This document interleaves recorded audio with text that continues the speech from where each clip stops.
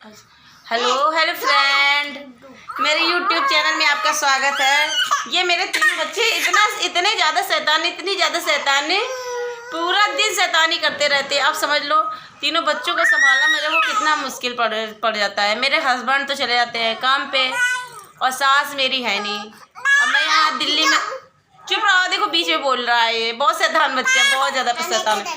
और ये लड़की तो बहुत ही ज़्यादा शैतान है। और ये इसको तो दूध की बोतल ही पकड़ाया रहा हो। ये तीनों को पूरा दिन दूध की बोतल भरे भरे मैं इतना परेशान हो जाती हूँ, बहुत ज़्यादा परेशान हो जाती हूँ। और इनके पापा को लगता है कि मैं काम ही नहीं करती हूँ, घर पे सोती रहती हूँ, पड़ी रहती हूँ। अब बच्चों को संभालना कितना मुश्किल है। अब ये बच्चे मेरा स्कूल जाने लगा है, मॉर्निंग में उठता है, मॉर्निंग में उठ के इसको लंच तैयार करो, फिर इसको लेने जाओ, बच्चे को स्कूल से लेने जाओ।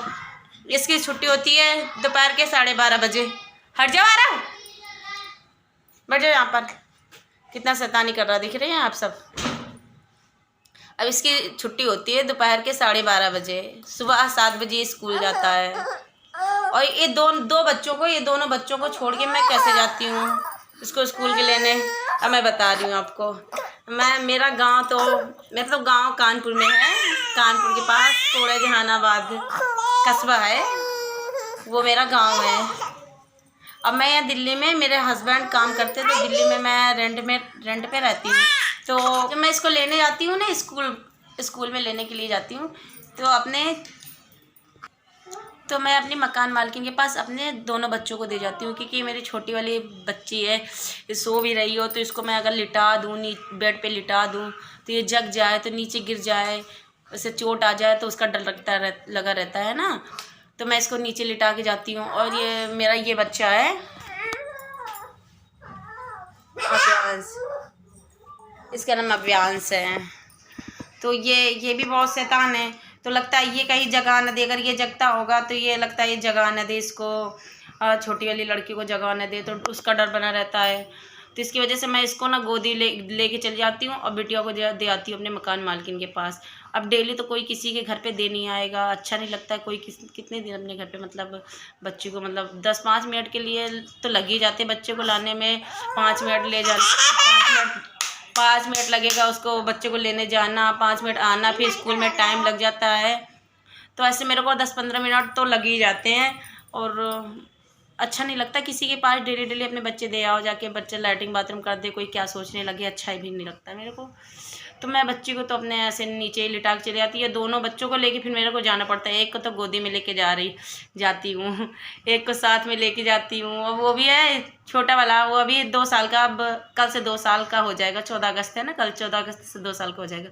तो वो भी कहता है मम्मा गोदी में चलूँगा। ज़्यादा बोल नहीं पाता, लेकिन हाँ मम्मा करता है कि गोदी में भी चलूँगा। अब 2 बच्चों को बताओ गोदी में लेकर जाना कितना कठिन होता है। और ये भी तो देखो ज़्यादा बड़ा ये भी नहीं है, ये भी 4 साल का है, बहुत शैतान है। अब तीनों बच्चों को लेके मैं जाने कैसे तैसे आती हूँ। और किसी को लगता है मैं काम ही नहीं करती हूँ, सभी ये बोलते रहते हैं। अब मैं आपसे कह दे रही हूँ भैया, इतनी जल्दी बच्चे करना ना बहुत मुश्किल होता है, क्योंकि कोई संभालने वाला होना चाहिए। इतने मतलब मैं तो इतनी जल्दी बच्चे करके ना बहुत पछता रही हूँ। आपको भैया बोल रही हूँ कि आप ना ऐसा कदम मत उठाइए कि 3 दिन बच्चों को ना आपको अकेले संभालना पड़े। क्योंकि सास भी घर पे ना हो। सास तो मेरी है ही नहीं, मेरे हस्बैंड की बचपन में एक्सपायर हो गई थी, तो सास तो है नहीं है फ़िलहाल में तो मेरी। तो अगर सास हो तो वो संभाल भी ले तीनों बच्चों को। 1.5-2 साल का अंतर होती है तो सास संभाल भी लेती है, लेकिन ऐसे अकेले संभालना ना कितना भारी, वो भी परदेश में संभालना कितना भारी होता है। तभी तो सास की कमी महसूस होती है, वरना सास की कमी तो इंसान को, कोई भी बहू हो उसको सास की कमी बहुत कम ही महसूस होती है। जब कोई काम काज हो या कुछ जानकारी ना हो किसी चीज़ की, तो ये लगता है कि हाँ मेरी की सास बता देगी, ये चीज़ सास से पूछ लेती हूँ। कोई बड़ा बूढ़ा होता है तो वो बता देता है कि हाँ बेटा ये काम गलत कर रहे हो या सही कर रहे हो, वो बता देते हैं। इसी जगह पे तो इंसान को ना सास की कमी सबसे ज़्यादा खलती है। मुझे तो भाई देखो सास की कमी बहुत ज़्यादा खलती है, मैं आपको बता दूँ तो। इसलिए अगर कोई सोचे कि सास ना हो, कभी कभी कोई मतलब माँ सोचा करती हैं कि अपनी बेटी की इस जगह शादी करूं कि सास ना हो, तो ऐसा नहीं सोचना चाहिए उनको कि सास ना हो तो मैं अपनी बेटी की जगह शादी करूं। एक औरत के लिए सास कितनी इम्पॉर्टेंट होती है, बहुत ज़्यादा। वो कोई भी हो, मैं हूँ आज को अपने बच्चों को इतना बड़ा कर रही हूँ, पाल पोस के मैं कैसे जिम्मेदारी उठा रही हूँ तीनों बच्चों की। कल को इनकी ये बड़े हो जाएं, इनकी शादी हो, वो बहू सोचे कि मेरी सास ना हो, मैं उसको पाल पोस के इतना बड़ा करूँ और कोई सोचे सास ना हो। फ़िलहाल तो कितना अच्छा लगे, आज़ादी मिल जाए मुझे।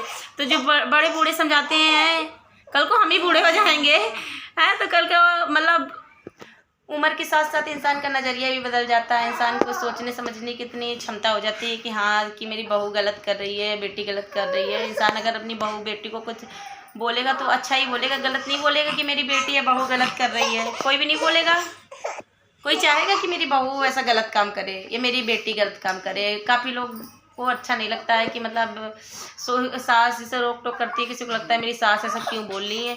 अरे उनको ये होता है कि उनको ये लगता है कि सामने वाला ना उनकी बहू या बेटी को कोई गलत ना कहे, बस इस हालात तो बहुत। अगर सास बहू दोनों मिल के रही तो बहू के काम सास आएगी, सास के काम बहू आएगी। कल को बुजुर्ग हो जाती है, कितना सहारा होता है कि खाना बना के खिलाए या किसी भी चीज़ का हो, दुख बीमारी हर चीज़ का होता है, सहारा हो जाता है। बहू का सहारा हो जाता है सास का, बहू को भी सहारा हो जाता है सास का, और सास को भी सहारा हो जाता है बहू का। अगर आप मेरी बात से एग्री करते हैं तो आप कमेंट बॉक्स में लिखकर बताइए कि मैं अच्छा कह रही हूँ या बुरा कह रही हूँ। मैंने जो बात बोली है बिल्कुल रियल बोली है या मैंने गलत बोली है। अगर आपको अच्छा लगे, हमारी बातें अच्छी लगे, हमारी वीडियो अच्छी लगे तो प्लीज़ लाइक करिए, सब्सक्राइब करिए, शेयर करिए। Thank you.